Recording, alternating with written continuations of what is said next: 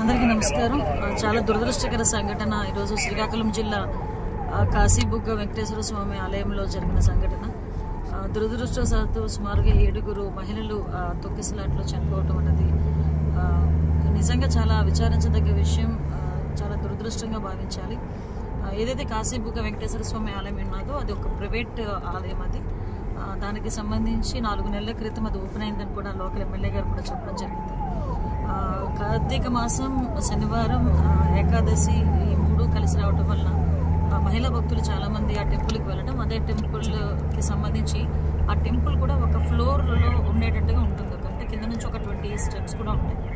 ఆ స్టెప్స్ దగ్గర ఉన్న రైలింగ్ ఊడి పడిపోవడం వల్ల అక్కడ మహిళలు పడిపోవడం, వాళ్ళ మీద చాలా మంది ప్రజలు కూడా పడిపోవడం వల్ల ఊపిరాడక చనిపోయే పరిస్థితి వచ్చింది. చాలా దురదృష్టకర సంఘటన. క్షతగాతులందరినీ కూడా మెరుగైన వైద్యం అందించడానికి నియర్ బై హాస్పిటల్స్ కూడా పంపించడం జరిగింది. ఇమ్మీడియట్గా మంత్రి అచ్చెన్నాయుడు గారు, కొండపల్లి శ్రీని గారు, లోకల్ ఎమ్మెల్యే గారు అందరూ కూడా అక్కడే ఉండి సహాయక చర్యలు పర్యవేక్షిస్తున్నారు. డిపార్ట్మెంట్, పోలీస్ డిపార్ట్మెంట్, అదేవిధంగా ఫైర్ డిపార్ట్మెంట్ కూడా ఇమ్మీడియట్గా అక్కడికి చేరుకొని సహాయక చర్యల్లో పాల్గొంటున్నారు. చనిపోయిన వాళ్ళ కుటుంబాలకి రాష్ట్ర ప్రభుత్వం తరఫున ప్రగాఢమైన సానుభూతిని